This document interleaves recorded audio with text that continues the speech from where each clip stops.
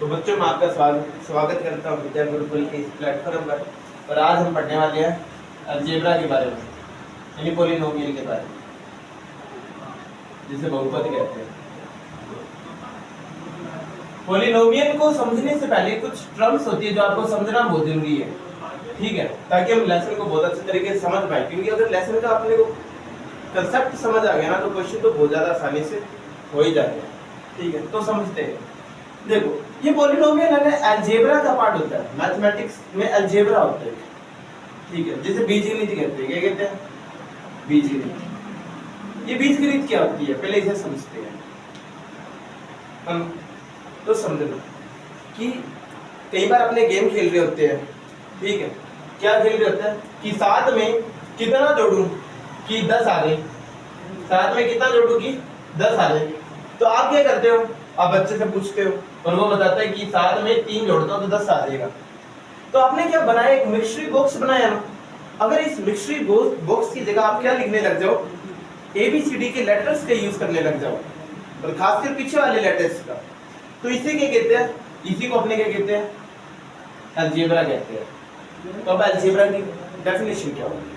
Algebra वो चीज है जिसमें क्या किया जाता है? लेटर्स का, जिसमें मैथमेटिक्स की वो ब्रांच, मैथमेटिक्स के वो पार्ट जिसमें किसका यूज किया जाए? लेटर्स का यूज किया जाए, ठीक है, ठीक है। और किसके लिए किया जाए?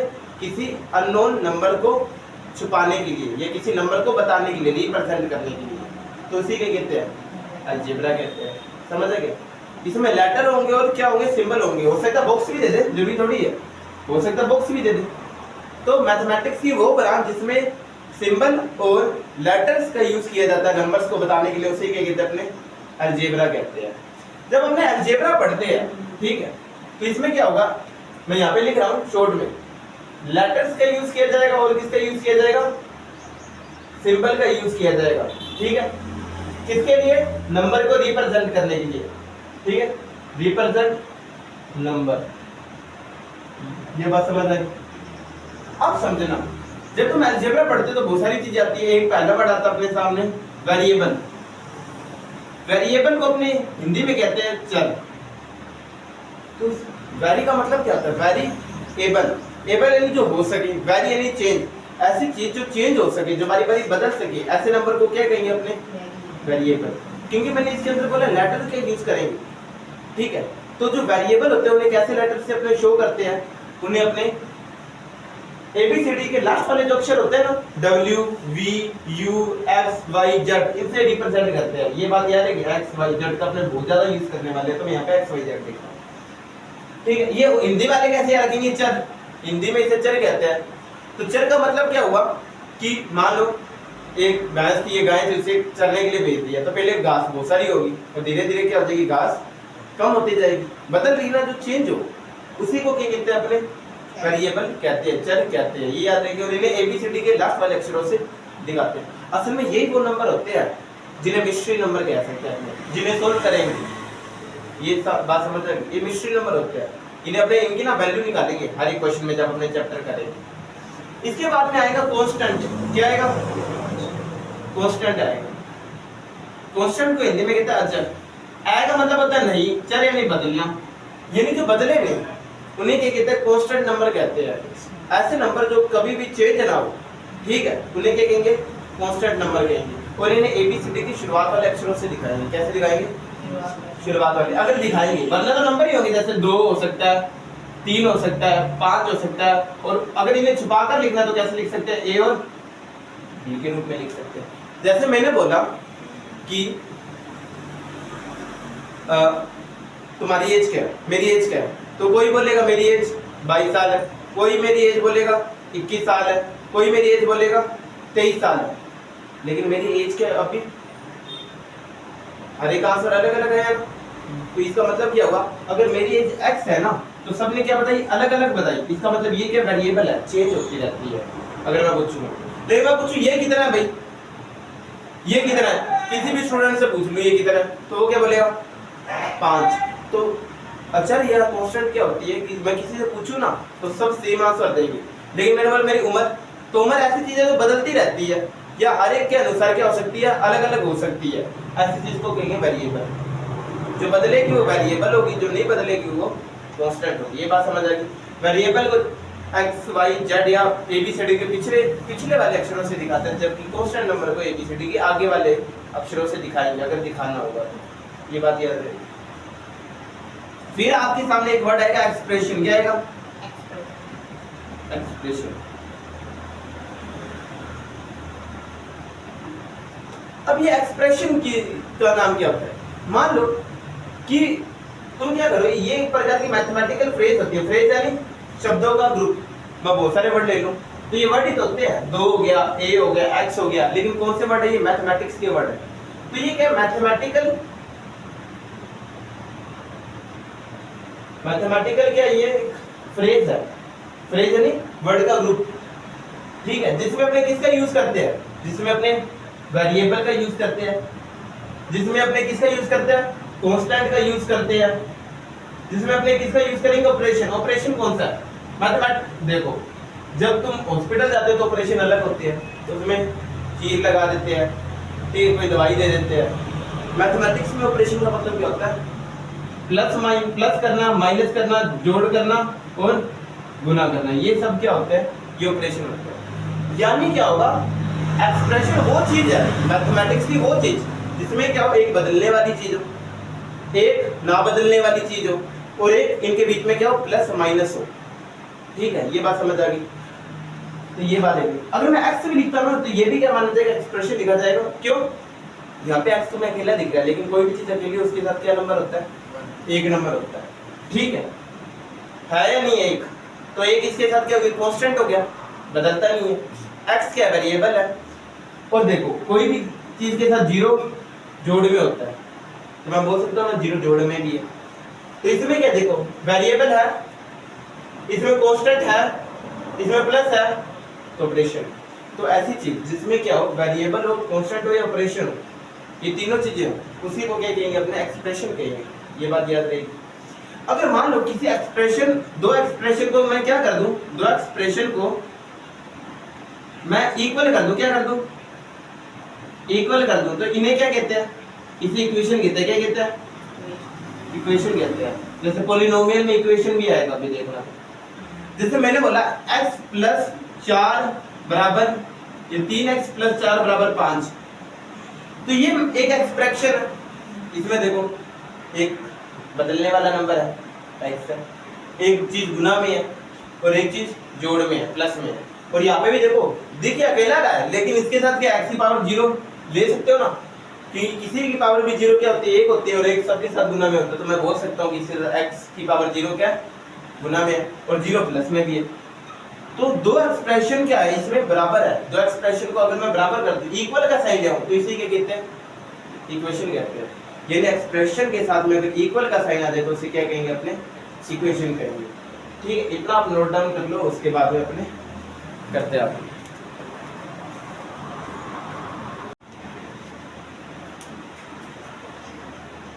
तो देखना, अब पॉलिनोमियल समझते हैं कि पॉलिनोमियल क्या है। तो अपनों ने पढ़ा एक्सप्रेशन क्या होती है। एक्सप्रेशन का मतलब अपनों ने समझा कि एक्सप्रेशन का मतलब क्या होता है बच्चों? आपने समझा कि कुछ अपने पास वेरिएबल होना चाहिए। x हो सकता है, y हो सकता है, z हो सकता है, कुछ भी हो सकता है। इसके साथ हो सकता है कोई नंबर गुना में हो सकता है नहीं भी हो। ठीक है, तो मान लो इसके साथ 5 गुना में है, ठीक है, और इसके साथ कुछ जुड़ा हो भी सकता है और नहीं भी। मैंने मान लिया कि 3 जुड़ा हुआ है, तो ये क्या? एक एक्सप्रेशन। ये एक्सप्रेशन ये पॉलिनोमियल कब बन पाएगी? पॉलिनोमियल बनने के लिए एक एक्सप्रेशन को क्या करना पड़ेगा? तो समझना, पॉलिनोमियल बनने के लिए एक एक्सप्रेशन को क्या करना पड़ेगा? एक्सप्रेशन में क्या होंगे? वेरिएबल होंगे। क्या होंगे? वेरिएबल होंगे। तो वेरिएबल क्या होने चाहिए बच्चों? वो वेरिएबल होने चाहिए ना, वो कैसे होने चाहिए? होल नंबर में होने चाहिए। कैसे होने चाहिए? होल नंबर होने चाहिए। यानी नहीं तो वो 0, नहीं तो 1 हो, नहीं तो उसकी पावर 2 हो, नहीं तो उसकी पावर क्या हो? 3 हो। उसकी पावर आधी अधूरी नहीं होनी चाहिए। ऐसे नहीं 1.5 पावर है, आधी पावर है, 3.5 पावर है, तो ऐसी नहीं पावर होनी चाहिए। तो वेरिएबल की जो पावर है वो कैसे होनी चाहिए? होल नंबर में होनी चाहिए। दूसरा, वेरिएबल की पावर नेगेटिव नहीं होनी चाहिए। कैसी नहीं होनी चाहिए? नेगेटिव नहीं होनी चाहिए। ये मैं बोल सकता हूं पॉजिटिव होनी चाहिए। अगर किसी भी एक्सप्रेशन में ये दो बातें हो जाए ना, कि x की जो पावर है एक तो वो होल नंबर में है, ठीक है, यानी 0 है, 1 है, 2 है, 3 है, ऐसी है और वो पॉजिटिव है, तो अपने क्या कहेंगे, एक्सप्रेशन क्या बन गई, पॉलिनोमियल बन गई। जैसे एक बच्चा है, वो मर्द कब कहलाएगा, जब उसमें बहादुरपन आ जाए, उसमें थोड़ी ताकत आ जाए, शरीर थोड़ा ताकतवर हो जाए, ठीक है, पढ़ाई में तेज हो जाए, तो वो मर्द है। तो वैसे ही एक एक्सप्रेशन एक पॉलिनोमियल का बनेगा जब जो वेरिएबल है उसकी पावर है ना, जो चेंज होने वाली चीज है उसकी पावर, वो क्या आ जाए, एक तो होल नंबर में हो और एक वो क्या हो, पॉजिटिव हो। जैसे मैं पूछता हूँ क्या ये एक्सप्रेशन जो है ये पॉलिनोमियल है या नहीं है, तो तुम बोलोगे क्योंकि यहाँ x की पावर क्या है, 1 है, जहाँ पे कुछ नहीं तो वहाँ पे 1 होता है, 1 है, तो तुम बोलोगे ये तो होल नंबर है, पहली बात तो ठीक है। ये पॉजिटिव है नेगेटिव है, तुम बोलोगे पॉजिटिव है, इसलिए मैं बोलूंगा क्योंकि अब दोनों बातें क्या होगी, सेटिस्फाई होगी, दोनों संतुष्ट होगी बातें, इसलिए ये क्या, ये एक्सप्रेशन पॉलिनोमियल है। तो ये बात समझ आ गई, क्योंकि इस पॉलिनोमियल में x है, इसलिए मैं कैसे लिखूंगा इसे, px लिखूंगा, कैसे लिखूंगा, px लिखूंगा, ये बात याद रहेगी तुम्हें, क्योंकि इस पॉलिनोमियल में क्या था, बदलने वाली चीज x थी, तो मैं कैसे लिखूंगा, px लिखूंगा इसे, ये बात याद रहेगी। तो ये है, अब मुझे ये बताना कि यार ये चीज पॉलिनोमियल है, तो तुम बोलोगे ये चीज पॉलिनोमियल नहीं है, क्यों नहीं है, समझना इसे कि पावर देखो, जो वेरिएबल है उसकी पावर तो 1 है, ठीक है, लेकिन ये नीचे की ओर है, जब तुम इसे ऊपर की ओर ले जाओगे ना तो x की पावर -1 हो जाएगी, इसका मतलब क्या हुआ, ये पावर नेगेटिव है, और मैंने बोला है कि पावर क्या होनी चाहिए, पॉजिटिव होनी चाहिए, इसलिए ये पॉलिनोमियल नहीं है। ये चीज पॉलिनोमियल है क्या, ये चीज पॉलिनोमियल है क्या, तो तुम बोलोगे पॉलिनोमियल नहीं है, क्यों नहीं है, क्योंकि यहाँ पे पावर है तो प्लस में, लेकिन पावर है क्या, हाफ है, और मैंने बोला पावर कैसा होना चाहिए, फुल नंबर होना चाहिए। तो तुम्हें पॉलिनोमियल क्या होता है, मैंने बता दिया कि कोई भी एक्सप्रेशन, कोई भी अलजेब्रिक एक्सप्रेशन जिसमें क्या हो, जिसमें x की पावर क्या हो, होल नंबर में हो, और x की पावर क्या हो, प्लस हो, वही क्या होगा, पॉलिनोमियल होगा, ठीक है। उसके बाद में मैंने आपको क्या लिखाया कि पॉलिनोमियल में आपको ये दिख रहा है, ये वेरिएबल है, ये क्या वेरिएबल, और वेरिएबल के साथ एक कांस्टेंट या एक नंबर गुना में है, तो जो नंबर वेरिएबल के साथ गुना में होता है उसे क्या कहते हैं बच्चों, कोफिशिएंट या गुणज कहते हैं, कोफिशिएंट या गुणज कहते हैं, ये बात याद रहेगी। तो ऐसा नंबर जो वेरिएबल के साथ गुना में होता है उसे क्या कहते हैं, कोफिशिएंट कहते हैं। एक तुम्हारे सामने वर्ड आएगा डिग्री, क्या आएगा, ये डिग्री क्या होता है आप समझना, कहीं पॉलिनोमियल ये है, इस पॉलिनोमियल में देख लो बदलने वाला कौन है, x है, और x की पावर कितनी है, 1 है, क्योंकि यहाँ पे बदलने वाला x और x की पावर 1 है, तो मैं बोलूँ इसकी पावर, इसकी डिग्री कितनी है, 1 है। तो ऐसा पॉलिनोमियल जिसमें पावर क्या हो, वेरिएबल की पावर 1 होती है, उसकी डिग्री भी कितनी होगी, 1, और जिसकी डिग्री 1 होती है उसे कहते हैं लीनियर पॉलिनोमियल, क्या कहते हैं, लीनियर पॉलिनोमियल। ये बात याद रहेगी, क्यों, एक कैसा दिख रहा है, लाइन जैसा दिख रहा है ना, जब तुम इसका ग्राफ बनाओगे ना, इसका ग्राफ बनाओगे तो कैसा बनेगा, लाइन जैसा बनेगा, इसलिए इसका नाम क्या हुआ, लीनियर, और फिर समझेंगे भी कैसे बनेगा, ठीक है। आगे ये वाला पॉलिनोमियल बताना, देखो तुम तो सही से लिख लोगे, समझाने वाली बात है ये पॉलिनोमियल मैं तुम्हें देता हूं, ये बताओ, ये है पॉलिनोमियल, ठीक है, इसकी डिग्री कितनी है, तो तुम बोलोगे यहाँ पे बदलने वाला कौन है, यहाँ पे थोड़ा बड़ा लिख देता हूँ अगर आपको नहीं दिख रहा तो, यहाँ पे बदलने वाला कौन है, x है, और यहाँ पे बदलने वाला x है, इसकी पावर कितनी है, 2, मैक्सिमम पावर को देखना है। मान लो यहाँ पे कुछ ऐसा दिया होता तो मैं बोलता यहाँ पे भी x और यहाँ पे भी x, लेकिन मैक्सिमम पावर कितनी है, 2 है, तो इसकी डिग्री कितनी होगी, 2। और ऐसी पॉलिनोमियल जिसकी डिग्री कितनी होती है, 2, उसे कहते हैं क्वाड्रेटिक इक्वेशन, क्या कहते हैं, क्वाड्रेटिक इक्वेशन। और इसका जब ग्राफ बनाओगे ना, तुम इसका ग्राफ बनाओगे तो इसमें तुम्हें 2 बिंदु मिलेंगे, इसका कुछ ऐसा ग्राफ बनेगा, ऐसा करके कुछ, ठीक है। ये ग्राफ को कितनी बार काटेगा, 2 बार काटेगा, लीनियर है, उसकी डिग्री 1 है, तो वो कितनी बार काटेगा, ग्राफ को 1 बार काटेगा। काटने का मतलब तुम आगे समझने वाले हो कैसे काटता है, जब अपने ग्राफ बनाएंगे तो समझेंगे उसके अंदर। अगर मान लो किसी पॉलिनोमियल की डिग्री 3 है तो उसे क्या कहते हैं, क्यूबिक इक्वेशन, क्या कहते हैं, क्यूबिक पॉलिनोमियल, ये बात याद रहेगी, क्यूबिक इक्वेशन कह सकते, कोई दिक्कत नहीं है। तो ये बात तुम्हें ध्यान होनी चाहिए, ये याद रहेगी। तो डिग्री क्या होती है? डिग्री वो होती है कि तुम्हारे पॉलिनोमियल में एक वेरिएबल होगा, बदलने वाली चीज होगी, उस बदलने वाली चीज की जो हाईएस्ट पावर होगी उसी को क्या कहते हैं? डिग्री कहते हैं। अगर किसी की डिग्री 1 है तो अपने कहेंगे वो लीनियर पॉलिनोमियल है, अगर किसी की डिग्री 2 है तो क्वाड्रेटिक इक्वेशन है, ये क्वाड्रेटिक पॉलिनोमियल है, तो डिग्री 3 है तो वो हो गया क्यूबिक इक्वेशन। यहाँ पे इक्वेशन को लिखा कि लास्ट में अपने जीरो के बराबर कर देंगे, अगर किसी भी चीज को जीरो के बराबर करते हैं, बराबर का निशान जब इक्वल का साइन आ जाए वो क्या हो जाती है? इक्वेशन। हालांकि अभी तो इक्वेशन वर्ड भले ही मत यूज करो तुम, क्योंकि अभी किया नहीं है, तो पॉलिनोमियल यूज करते हैं, पॉलिनोमियल। ये बात याद रहेगी, तो ये बात तुम्हें याद होनी चाहिए। इसके बाद अपना क्या मेन चैप्टर स्टार्ट हो जाएगा, और कुछ नहीं है इसके अंदर, बस तुम्हें पावर याद रखनी है। लीनियर पॉलिनोमियल की डिग्री 1 है, ये ग्राफ को कितने बार काटेगा? 1 बार। क्वाड्रेटिक की डिग्री 2 है, ये ग्राफ को कितने बार काटेगा? 2 बार। क्यूबिक की डिग्री 3 है, ग्राफ को कितने बार काटेगा? तो जब तुम ग्राफ देखोगे तुम्हें सब समझ आ जाएगा कैसे का। तो ये थोड़ा सा लिख लो।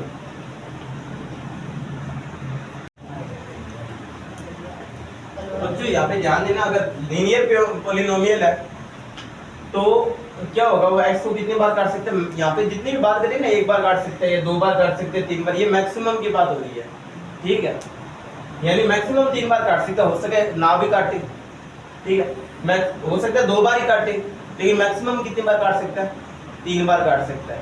अब एक तुम्हारे सामने आएगा जीरो ऑफ पॉलिनोमियल, ठीक है? तो जीरो ऑफ पॉलिनोमियल क्या होता है? पहले ये लिखो कॉपी में, ये जीरो ऑफ पॉलिनोमियल क्या है? यहाँ पे सोचते हैं, हाँ जीरोस कहते हैं, zeros of polynomial. Zeros of polynomial का मतलब क्या समझना? अगर तुम्हारे पास कोई पॉलिनोमियल है, ठीक है, जैसे मैंने बोला 3x + 5, अगर ये पॉलिनोमियल में x की मैं कुछ वैल्यू रखूं, क्या रखूं? x की कोई वैल्यू रखूं, और ये क्या आ जाए? 0 आ जाए, तो मैं क्या कहूंगा? ये पॉलिनोमियल का क्या होगा? x, ये क्या होगा? 0 हो क्या होगा? जैसे मैं यहाँ पे मान लो, एक बार मैं यहाँ पे रखता हूँ 6 रखा, जैसे मैं यहाँ पे 6 मान लो, मैंने काट के यहाँ पे 6 लिखा एग्जांपल में, ताकि आसान हो जाए। अगर मैं x बराबर यहाँ पे 1 लिखूंगा माइनस का, x बराबर माइनस का 1 रखूं, तो p में x की जगह मैंने क्या लिखा? माइनस का 1 लिखा। 3 गुना माइनस का 1 + 6 कितना आया? माइनस का 3 + 6 माइनस के 0 है क्या? क्योंकि 1 रखने पर, माइनस के 1 रखने पर आंसर नहीं 0 आया, इसलिए ये क्या है? जीरोस नहीं है, आंसर नहीं है, ठीक है? अब मैं x बराबर यहाँ पे -2 रखता हूँ, तो p में अगर अपने -2 रखते हैं तो क्या आता है? x की जगह -2 रखो, क्या आएगा? 3 गुना -2 माइनस का 6 + 6 कितना आएगा? 0। क्योंकि -2 रखने पर, x बराबर -2 रखने पर px का मान, पॉलिनोमियल का मान 0 आ गया, पॉलिनोमियल की वैल्यू 0 आ गई, इसलिए मैं क्या बोलूंगा कि x बराबर -2 क्या है? इस पॉलिनोमियल का जीरोस है। ये बात याद रहेगी, शून्य जिसे कहते हैं, हिंदी में शून्य कहते हैं, तो ये क्या है? बहुपद का शून्य है, ये बात आपको याद में रखनी है, ठीक है? अब ये है, अगर ये पॉलिनोमियल कुछ ऐसे दिया होता, अब ये पॉलिनोमियल है, अगर ये पॉलिनोमियल इक्वेशन के रूप में दिया होता, कैसे दिया होता? इक्वेशन के रूप में, तो मैं क्या बोलता कि अब ये 6 कि मैं इस चीज में क्या रखूं कि ये इस चीज के बराबर हो जाए। पहले क्या था? मुझे इसे 0 लाना था, इस बार मुझे 0 दे दिया, ये इक्वेशन दिया मुझे, ये क्योंकि बराबर का निशान होता है तो उसी के कहते हैं इक्वेशन कहते हैं, तो ये इक्वेशन दिया है। इक्वेशन में मैं बोल रहा हूँ कि ये चीज, ये वाली जो चीज है इसके बराबर होनी चाहिए 0 की, तो ये कब 0 के बराबर होगी? जब मैं यहाँ पे x बराबर -2 रखूंगा, तो है तो देखो आंसर तो दोनों की सेम आया है, यहाँ पे भी x बराबर -2 रखने पर 0 है, यहाँ पे तो पहले से 0 है, बता रहा है, और कितने पर हो रहा है? x -2 पर। इसका नाम तो जीरोस नाम दिया गया है पॉलिनोमियल का, और इसे क्या कहते हैं? रूट कहते हैं, क्या कहते हैं? तो रूट वर्ड दे देते चाहे तुम्हें, चाहे 0 वर्ड दे देते, दोनों बात एक है, कंफ्यूज नहीं होने वाले, ये बात याद रहेगी। जीरोस का यूज इक्वेशन में किया जाता है, जबकि पॉलिनोमियल में यूज जीरोस का किया जाता है। दोनों वर्ड यानी काम दोनों में सेम है, लेकिन नाम दोनों में क्या अलग अलग है। अगर ये पॉलिनोमियल में है तो तुम बोलोगे जीरोस, अगर पॉलिनोमियल इक्वेशन दे रखी है तो इसका नाम क्या हो जाएगा? रूट हो जाएगा, ठीक है? तो ये बात तुम्हें याद रखनी है, और मैंने ये तुम्हें बता दिया कि ग्राफ को कोई चीज कितनी बार काटेगी, ठीक है? लीनियर इक्वेशन में बोला मैक्सिमम 1 बार काट सकती है, तो हो सकता है कि अगर तुम्हें लीनियर पॉलिनोमियल दे रखा हो तो हो सकता है क्या कि उसके जो जीरोस है ना वो हो सकता है वो जीरो हो सकता है वो एक ही हो, क्योंकि क्वाड्रेटिक की डिग्री 2 है तो ये ग्राफ को मैक्सिमम कितनी बार काट सकते हैं 2 बार। तो हो सकता है इसके जीरो तुम्हारे निकले ही ना, जीरो ही निकले। हो सकता है तुम एक जीरो निकाल पाओ इसका, यानी एक रूट निकाल पाओ, हो सकता है तुम इसके 2 रूट निकाल पाओ। ठीक है, क्यूबिक पॉलिनोमियल में क्या है, इसकी डिग्री कितनी है 3 है, तो ये ग्राफ को मैक्सिमम कितनी बार काट सकता है 3 बार। एक्स की बात कर रहा हूं मैं, एक्स एक्सिस की, उसे मैक्सिमम कितनी बार काट सकता है 3 बार काट सकता है। तो हो सकता है इसकी डिग्री 0, हो सकता है इसकी डिग्री 1 हो सकता है इसकी डिग्री 2 हो सकता है इसकी डिग्री 3। तो ये याद रखिए, तो ये बात तुम्हें याद रखनी है और कुछ नहीं। ठीक है, तो आज इतने करेंगे। जय हिंद।